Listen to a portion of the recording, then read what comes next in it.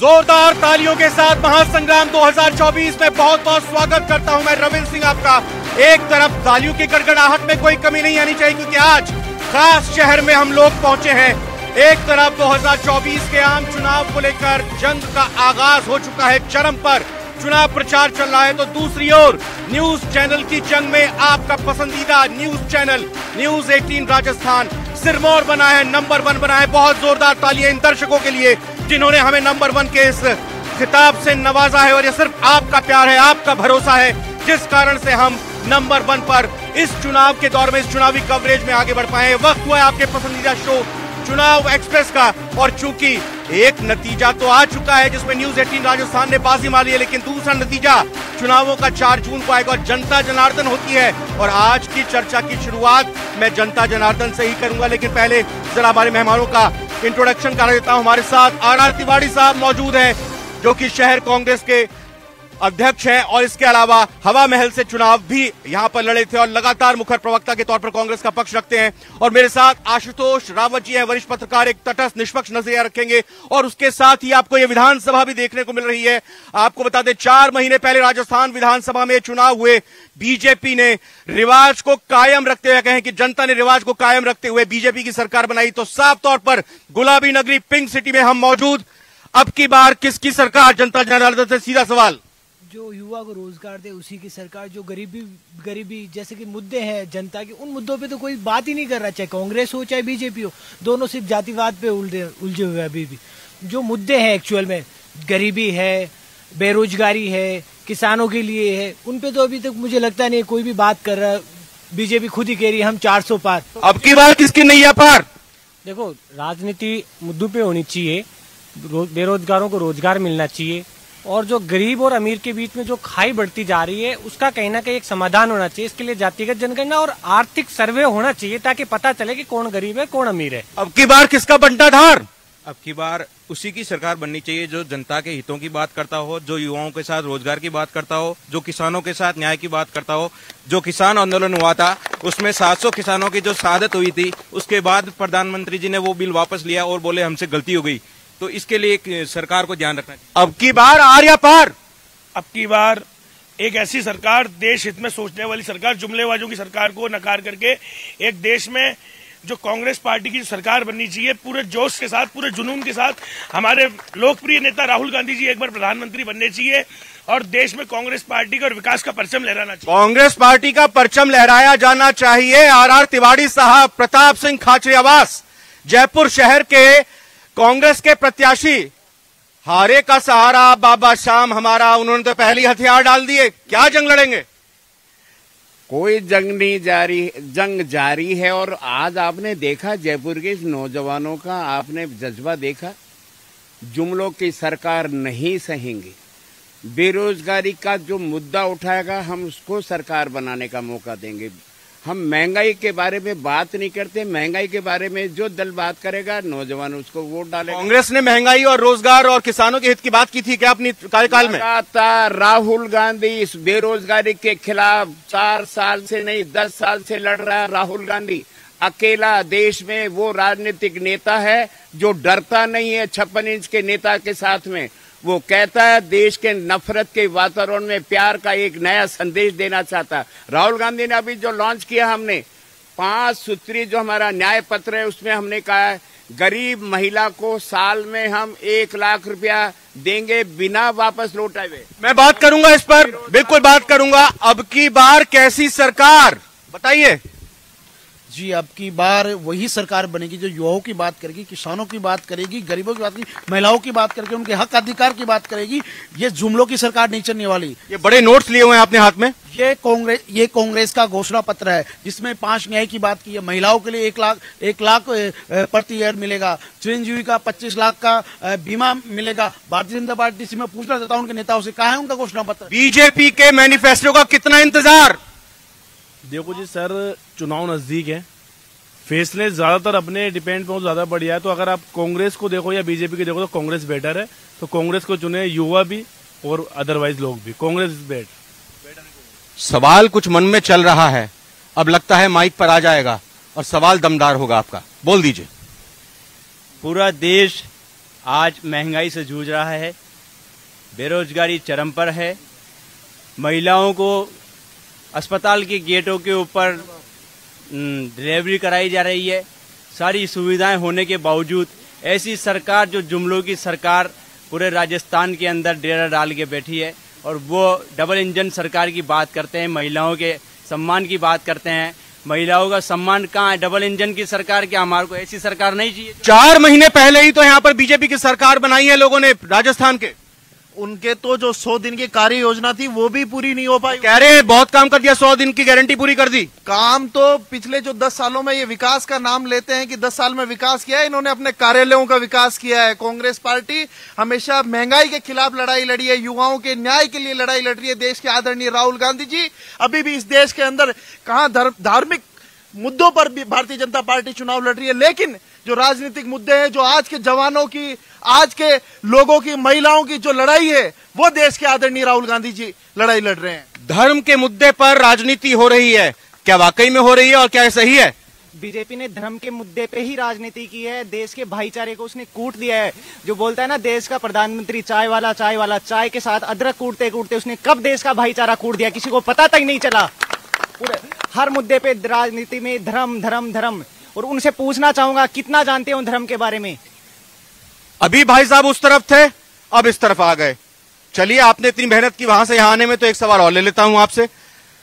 धर्म पर आधारित राजनीति नहीं होनी चाहिए। बीजेपी कहती है कि कांग्रेस पर लगातार आरोप लगाती है कि ये तो एक पक्ष के साथ में रहते हैं, ये सही नहीं करते हैं।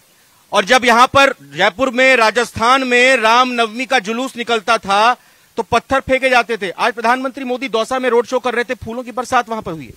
ऐसा कुछ भी नहीं है सर, कांग्रेस पार्टी के भी राम थे। ये जो आज इन्होंने एक वो बना रखा है ना देश में माहौल कि राम हमारे, ऐसा कुछ भी नहीं है। आज देश के प्रधानमंत्री से कोई पूछे कि जो इस कार्यकाल में वो राम का वो कर रहे हैं कि राम राम, इससे पहले भी उनका 5 साल कार्यकाल रह चुका। जब राम कहाँ थे? जब चुनाव पहले उन्होंने लड़ा, प्रधानमंत्री बने, जब राम कहाँ थे? ये तो एक धर्म के नाम पे जो गंदी राजनीति, वो तो अदालत के फैसला जब आया है वो तभी आया है ना, उसी हिसाब से उन्होंने क्या किया। आ रहा हूं मैं, आप ही के पास आ रहा हूं। चलिए देखिए, भारत जोड़ो यात्रा की, अरे दिखाइए ना, ये भारत जोड़ो यात्रा की डायरी है। बीजेपी तो कह रही थी कि तो कांग्रेस तोड़ो यात्रा में हो गई, या कहें कि कांग्रेस छोड़ो यात्रा में तब्दील हो गई। जहां जहां राहुल गांधी जाते गए वहां वहां कांग्रेस के लोग छोड़ते चले गए। यहां पर भी लगातार सिलसिला जारी है। मैं कवि का शायर है, यदि कहो तो सुना दूं, मजा आ जाएगा। कि झील में पानी बरसता है मेरे देश में, खेत पानी को तरसता है मेरे देश में। एक बार फिर से रिपीट।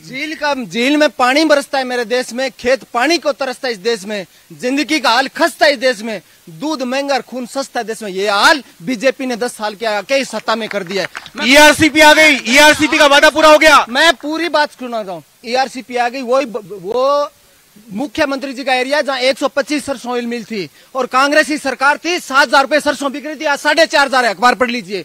दूसरी बता रहा हूँ, बीजेपी ने वादा किया था घोषणा पत्र में, बोला 250 रुपए गेहूं खरीदा, 24 रुपए क्यों खरीद रही है? हम अभी क्षेत्र में गए तो बीजेपी की तरफ से यह कहा गया, एक मिनट नहीं आप, अरे तो मेरे को आबादी कृषि पे निर्भर करती है, तो वो सवाल पहले होना चाहिए। और केंद्र में मोदी सरकार में पूछना चाहता हूँ, 10 करोड़ 73 लाख नरेगा मजदूरों को 2 महीने पहले क्यों निकाला गया? दूसरी बात कहना चाहता हूँ कि बैंकिंग सेक्टर ने पिछले फाइनेंस ईयर में 70,000 करोड़ का बेनिफिट किया था, आप 10% हिस्सेदारी क्यों बेच रहे हो? बिल्कुल, बीजेपी के लिए यही सवाल। एक तो विकास की बात यहाँ पर युवा चाहता है, अपनी बात चाहता है, नौकरियों की बात चाहता है, किसानों की बात चाहता है, और धर्म की बात वो नहीं चाहता है, और पानी की बात वो चाहता है। और साथ ही साथ आपने कई सवाल इन भाई साहब के भी सुने। जवाब तो मैं जान रहा हूं कि अगर इनका देना होगा तो बहुत वक्त बीत जाएगा, लेकिन फिर भी एक तटस्थ तरीके से यूं कहें कि हाँ ले रहा हूं, मैं जवाब ले रहा हूं। बिल्कुल, चलिए भाई, मैं कुछ नहीं बोलता, जवाब ही दे दीजिए। देखिए, अभी उन्होंने पूछा कि जो है भगवान राम थे, कांग्रेस के थे, है नहीं, कांग्रेस के थे, है नहीं, यही परेशानी थी कि कांग्रेस के थे, भारतीय जनता पार्टी के राम थे, है और रहेंगे। यही फर्क है जो है आपने कहा। क्योंकि रीजन क्या है कि जब आदमी की अंदर से आत्मा बोलती है तो पता चलता है कि मैं बनावटी बोल रहा हूं या कैसे बोल रहा हूं। और आप देखिए, मुझे बताइए, आज जहां आप शो कर रहे हैं जयपुर में, सुनील शर्मा का टिकट क्यों काट दिया गया भाई? है क्योंकि वो राम भक्त थे, उन्होंने राम की शर्मा थी, आपने टिकट काट दिया। सुनील शर्मा जी का टिकट क्यों काट दिया? मैं कह रहा हूँ रामचंद्र बोहरा जो लगातार 5 लाख वोटों से जीत रहा था लगातार, या तो वो भ्रष्टाचारी था या वो बलात्कारी था। शर्मा जी का टिकट कटा कांग्रेस से, तो रामचंद्र बोहरा का टिकट क्यों कट गया? बता रहे ना आपको। अरे सुनिए ना, सुनिए, मुझे बताइए रामचंद्र बोहरा जी का टिकट मिला या नहीं मिला? सुनील शर्मा को टिकट मिला था ना, टिकट किसने दिया? नहीं, रामचंद्र बोहरा अगर रामचंद्र बोहरा सांसद थे, रामचंद्र बोहरा सांसद थे, तो क्या बीजेपी ने मान लिया कि उनका सांसद का कार्यकाल बढ़िया नहीं रहा? अरे भाई सर, कार्यकाल की बात कर रहे हैं आप। क्या कार्यकाल 10 साल का होना चाहिए, जिंदगी भर का होना चाहिए? क्या परिवारवाद पूरे टाइम का होना चाहिए? क्या 70 साल से एक व्यक्ति काम करना चाहिए? क्या पूरा गांधीवाद जो है पूरा का पूरा परिवार बनाना चाहिए? मुझे बताइए क्या किया जाना चाहिए कि लगातार जो है बपौती मांग की तरह? हमने कहा कि हम सब लोगों का विकास करेंगे, हर एक को वक्त देंगे, और आज इनके तो लोग नहीं है जिनका टिकट काटता वो साथ नहीं है, लेकिन आज रामचंद्र बोहरा मंजू शर्मा के साथ परिवारवाद, कांग्रेस में परिवारवाद। वसुंधरा का बेटा दुष्यंत, इनके काका जी लगते हैं, परिवारवाद नहीं है क्या? वो माँ मुख्यमंत्री रही, वो बेटा दुष्यंत सांसद रहा। आज माँ अगर विधायिका है तो बेटा सांसद बन रहा है। मेनका गांधी, जिस गांधी परिवार को पानी पी पी करके ये गालियां देते, मेनका गांधी संजय गांधी की पत्नी, उनका बेटा संजय गांधी का बेटा। ये परिवारवाद के नाम पर देश के लोगों को आप कब तक खिलवाड़ करना चाहते हो? आज देश में महंगाई के लिए लड़का जूझ रहा है, ये बेरोजगारी के लिए जूझ रहा है। महंगाई और बेरोजगारी पर जवाब चाहता है युवा और किसान। अरे भाई मैं पूछ रहा हूँ कि 156 थी ना, 156 सीटें। अरे अशोक गहलोत जी कहाँ गए? 156 सीटें कहाँ गए? आपके सिपह सलाहकार कहाँ चले गए? कांग्रेस से कहाँ भाग गए? बताइए ना, ढूंढ के तो लाइए उनको कि एक रोजाना का रोजाना जो है आप जो है कहीं ना कहीं सम्मिलित हो रहे हैं। मुझे बताइए कहाँ गए, है ना? क्योंकि आप कहीं ना कहीं अपनी चीजों को जो है भटक रहे हैं, आप लोगों को जो है बदलाने का काम कर रहे हैं। आज मुझे बताइए कि देश का जो है सबसे ज्यादा इकोनॉमी कहाँ की है? अभी एक पूछ रहे बैंकिंग की बात पूछ रहे थे, मैं बता रहा हूँ, सुन जाइए, अरे सुन जाइए, मैं कह रहा हूँ, मैं बैंक के डायरेक्टर होने के बाद बताता हूँ कि आज तक जो है प्राइवेट सेक्टर का सबसे बड़ा होता था। एक मिनट, आप ये बताइए। नहीं, प्रॉफिट बड़ा अच्छा लगता है आंकड़ों में, जीडीपी बड़ी अच्छी आंकड़ों। अरे सर सवाल दीजिए, 2 करोड़ नौकरी क्या आपको लगता है हर साल मिली है? हाँ बिल्कुल मिली है नौकरी। है आज बताइए नौकरी मिली कि नहीं मिली? आज नौकरी लोगों के पास है कि नहीं है? नौकरी लोगों के पास, नौकरी है क्या भाई बताइए? नौकरी नहीं है। मैं एक बात बताता हूँ, 21 राष्ट्रीयकृत बैंकें थी बीजेपी की सरकार के अंदर, 8 बैंकें घटा के 14 बैंकें कर दी। पहले के टाइम में आईबीपीएस 2011 के आईबीपीएस के अंदर 56,000 से 60,000 की भर्ती थी। आज आईबीपीएस बैंक के अंदर 7,000 से 10,000 की बैंक भर्ती निकलती है। स्टेट गवर्नमेंट के अंदर जुडिशरी की 4 साल से भर्तियां आ रही है, और नोकल बॉडी के ये डायरी वायरी में मत आया करो, लाल डायरी बड़ी बदनाम है। यहाँ पे क्या लिखा है इसमें? मैं बता रहा हूँ कि बीएसएनएल के अंदर 1,81,000 सीटें खाली है, एमटीएनएल में 34,997, ओएनजीसी में 21,120 है, और सेल के अंदर 61,928 है। आप भी आंकड़ों पर आ गए, देखिए। आइए चल, हाँ अच्छा सुनाइए। रेलवे में 3.5 लाख पद खाली है, बैंकिंग सेक्टर में 5.5 लाख है, और अग्निवीर से तो आपने जो गुहाल किया उसका मुकाबला है पूरे सेंट्रल गवर्नमेंट और उनके अंडर संस्थाओं में 30 लाख सीटें खाली है। उनका जवाब युवाओं को दे दी। कांग्रेस ने कहा है अपने घोषणा पत्र में कि भाई अग्निवीर की योजना को हम बंद कर देंगे। ये अभी एमटीएनएल की बीएसएनएल की बात कर रहे थे, पहला लाइसेंस कब मिला? पहला लाइसेंस जो है कम्युनिकेशन का कब मिला? बताइए ना, किसके राज में मिला? और भारतीय टायर कब दिया? मुझे बताइए ना, किसने दिया? प्राइवेट सेक्टर ने शुरू किया, उन लोगों को किसने कहा आगे आने के लिए? और जब आपने उन चीजों का बट्टा बिठा दिया, आपने उन जो एमटीएनएल की प्राइस क्या थी? एक अकेला हुआ करता था। दूसरी चीज बताओ, सुन जाइए, अरे सुन जाइए ना, आज यदि ये हालत होती तो इनके साथ ये पोजीशन होती क्या आज इनमें? और सुन जाइए, आपने इन्होंने पूछा कि बैंकिंग भर्ती, मैं कह रहा हूं कि केवल जो है second largest bank Punjab national bank, 1 lakh लोगों से ऊपर का बैंक आज तक कभी आपके पास था क्या? केवल एक बैंक हुआ करता था, आज 3 बैंक है कि नहीं है? सरकारी और बीमारू कंपनियों को फायदे में ला दिया। देश के तमाम सरकारी संसाधनों को आपने टाटा बिरला के अलावा आपने रिलायंस को बेच दिया, अडानी को बेच दिया। आज देश में अकेला राहुल गांधी है जो कह रहा है कि देश के 70 करोड़ लोगों का जो एक वार्षिक उनकी जो आय होती है वो केवल 5 आदमियों तक सीमित हो गई। पैसा केवल उद्योगपति मित्रों को जा रहा है, किसान को आप पैसा नहीं दे रहे हो। अभी नौजवान कह रहे थे 700 किसान मारे गए, वहां कीले ठोक दिए जाते, किसानों को दिल्ली में प्रवेश नहीं किया जाता। ये देश का किसान है जो हमारा जवान पैदा करता है। जो देश के 140 करोड़ लोगों को किसानों का सवाल लेता हूं, फिर आशुतोष जी के पास जाऊंगा। मुझे बताइए भाई, आज आप लोगों ने जो है कौन सी जो है स्वामीनाथन की रिपोर्ट में पालन की? लगातार पालन की ना हमने सारी पालन की ना, लगातार कर रहे हैं। अब एमएसपी की प्राइस क्या है मुझे बताइए। आज जो है अभी बड़े बंधु कह रहे थे है ना कि एक तरफ कहते हैं कि आप जो है वो बढ़ना चाहिए, मैं कह रहा हूँ आज की डेट में एमएसपी प्राइस पिछली बार से तिगनी है कि नहीं है, लगातार बढ़ रही है कि नहीं बढ़ रही, केवल एमएसपी वापस लिया। ठीक है, आशुतोष रावत, एक मिनट आता हूं आशुतोष रावत जी के पास। पहले यहाँ के जयपुर वासियों को सुना, नेताओं को भी सुना, वाकई में क्या मुद्दों पर चुनाव हो रहे हैं और क्या जो पिछली 2 बार से 25 की 25 सीटों का जो रिवाज बीजेपी ने कायम किया है वो कायम रहेगा या रिवाज इस बार टूटने वाला, हैट्रिक नहीं बनेगी? देखिए रविंद्र जी, ये तो हालांकि 4 जून को पता चलेगा कि भारतीय जनता पार्टी अपनी हैट्रिक लगा पाती है या कांग्रेस उसको रोक पाती है। लेकिन एक चीज इस जनता की आवाज से हमको साफ समझ में आ रही है कि जनता इस बार मुद्दों की बात करना चाहती है।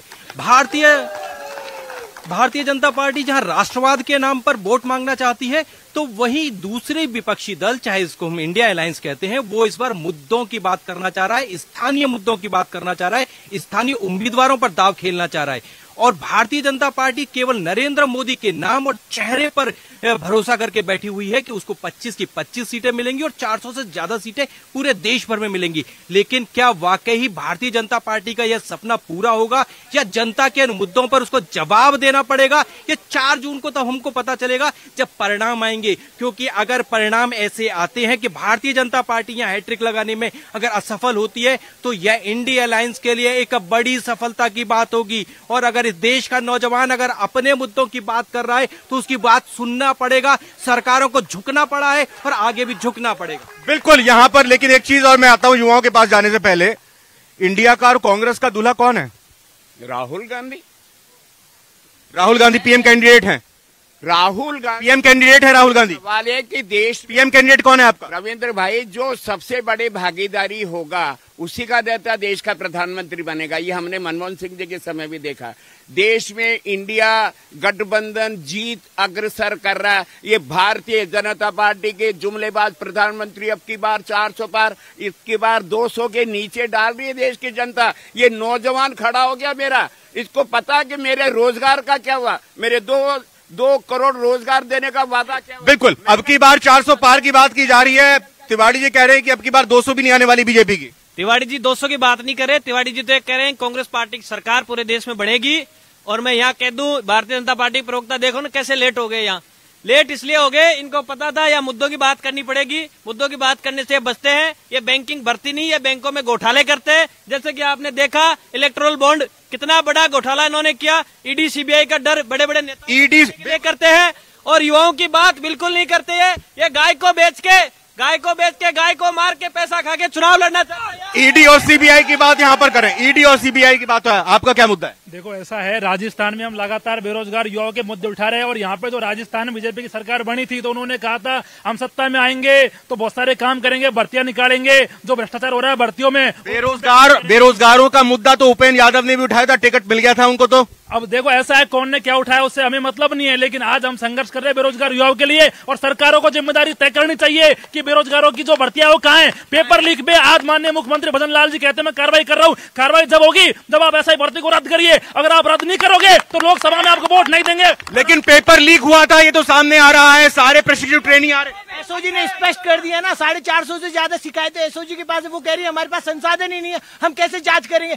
या तो सरकार उनको प्रोवाइड करवाए संसाधन। इन्होंने बोला था कि हम 100 दिन में 70,000 रोजगार देंगे, अभी तक 70 रोजगार 100 दिन में 70,000 रोजगार की बात कही थी। लेकिन दूसरी तरफ यहाँ अगर मदन दिलावर शिक्षा मंत्री हैं, उनकी तरफ से बैठ जाइए उनकी तरफ से कहा जा रहा है कि पूर्व मुख्यमंत्री और कांग्रेस के अध्यक्ष को जेल में डालेंगे केजरीवाल के साथ तिहाड़ में। देखिए, जिस प्रकार से माननीय भजनलाल जी सरकार ने वर्तमान में काम किया है, मैं समझता हूँ राजस्थान के युवाओं के लिए बहुत बड़ा काम किया। जिस प्रकार 70 लाख युवाओं को जिस प्रकार से कांग्रेस ने जिस प्रकार से छला था, उसको जेल में डालने का काम किसी किया तो भारतीय जनता पार्टी सरकार ने किया है। ये हल्ला बजाय कुछ नहीं होने वाला, हल्ला गुल्ला से कुछ नहीं होता। ये तो भजनलाल सरकार ने जिस प्रकार से सोच अधिक लोग, मैं बता रहा हूँ, सुनने की क्षमता है। आप बोलो। क्या किया कांग्रेस सरकार ने? 19 पेपर लीक करवाए, आज ये बोलते कार्रवाई नहीं हुई।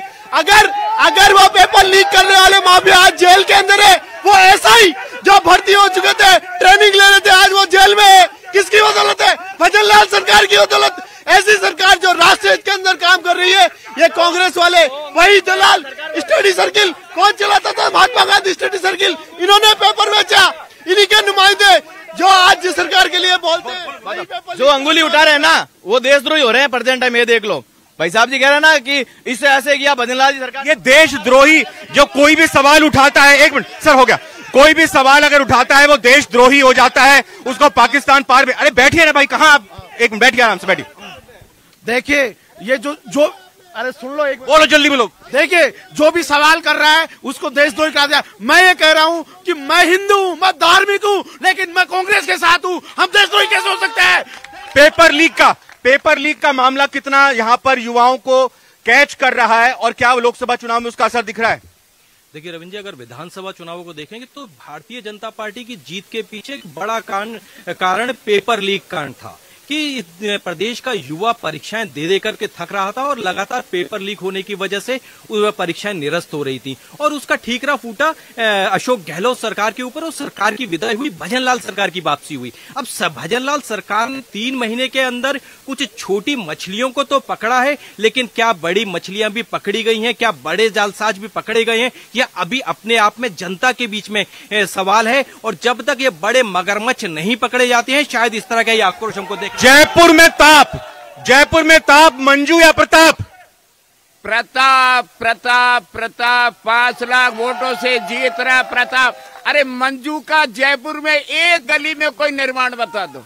मंजू हारी 2008 में, विधानसभा से चली गई सूरत, अब लोकसभा का चुनाव लड़ने के लिए जयपुर आ गई। भवनलाल शर्मा जी की बेटी होने के अलावा जयपुर के विकास में मंजू शर्मा का कोई योगदान नहीं। मेरा प्रताप जयपुर की एकता के लिए जब जयपुर के 2 टुकड़े किए जा रहे थे, प्रताप कैबिनेट मंत्री होने के बावजूद मुख्यमंत्री के सामने अड़े और उन्होंने कहा जयपुर में दक्षिण और उत्तर नहीं होगा। प्रताप ने जयपुर के अंदर उन्होंने जो काम किया वो जयपुर का विधानसभा चुनाव तो हार गए। ये धर्म की चाशनी जो चटा रखी थी, मेरे को तो लग रहा है नया भारत पैदा हो गया, ये मेरा लड़का, ये भारत का भविष्य। आज धर्म की चाशनी के बाद तो कह रहा है मेरे रोजगार का क्या होगा, मेरी माँ को जो महंगाई, मेरे पिता को जो महंगाई से जूझना पड़ रहा, मेरे माँ बाप का क्या होगा? बिल्कुल बिल्कुल बताइए। बीजेपी क्या दबाव में है इस बार 25 की 25 सीटें जीतने के लिए? जयपुर शहर में मंजू शर्मा क्या ले जाएंगी ये सीट? अरे क्या बात कर रहे हो आप? कह रहे जीतने की बात कर रहे हो? मुझे बताइए, चले आपने पूरा सर्वे किया होगा, कोई व्यक्ति ने कहा कि ये हम कह रहे 7 लाख से जीते। आपका सर्वे क्या कहता है? 4,30,000। पिछली बार 4,30,000 से जीते थे, अब की बार 7 लाख से जीते थे। जिस प्रदेश की जनता के अंदर मुख्यमंत्री का बेटा हार जाए, जो शासन में होते हुए 25 की 25 सीटें हार जाए, मुझे बताइए आज तक का कभी इतिहास है क्या? कभी जो है स्वतंत्रता की बात का इतिहास रहा क्या? और बताता हूँ आज जो है पेपर लीक के लोग जो है खड़े हुए, केवल जो है आप लोग ला करके जो है कुछ लोगों के आधार पर जो है चुनाव जीत जाएंगे। मैं कह रहा हूँ इसीलिए कारण से जनता नहीं जीत पाई और इसी कारण से नहीं कर पाए। किसका जोर? कौन जीत रहा है? किसका जोर? जल्दी बोलिए। देखिए सीकर में जल्दी बोलिए, कौन? बीजेपी, कांग्रेस है, कोई और? सीकर में लाल लहराएगा, हमारा दिल्ली जाएगा। भाई ये कह रहे हैं कि जल्दी बस थोड़ी सी बात। इन्होंने ये बोले कौन जीत रहा है? कांग्रेस जीतेगी। कांग्रेस हमारा जनता की सरकार, जनता जो युवाओं की बात करेगा, जो युवा की बात जो युवाओं की बात करेगा, जो बेरोजगारों की बात करेगा, बेरोजगारों की जो बात करेगा, जो बेरोजगारों की बात। कांग्रेस। एक बार उस तरफ भी जल्दी से, कौन जीत रहा है? किसका पल्ला भारी? जीत क्या रहा है? गांव में जाकर जल्दी, वक्त नहीं है। कांग्रेस केवल कांग्रेस जीत रही है। केवल कांग्रेस किसानों की कांग्रेस। एक बात कर, पार्टी भारतीय राजस्थान में 25 से 25 कांग्रेस जो राष्ट्र हित के अंदर काम करेगा। कुल मिला के यहाँ पर आपने सुना, अलग अलग तरीके से यहाँ पर बात हो रही है, लेकिन जिस तरीके से 25 की 25 सीटें बीजेपी पिछली 2 बार से जीत कर आ रही है, बीजेपी के लड़ाई आसानी और जनता यही चाहती है कि विकास को लेकर बात हो। तीनों खास मेहमानों का बहुत बहुत धन्यवाद करना चाहूंगा। जयपुर राजस्थान विधानसभा से चुनाव एक्सप्रेस में आज फिलहाल इतना ही। बने रहिए न्यूज 18 राजस्थान के साथ। बहुत बहुत धन्यवाद, नमस्कार।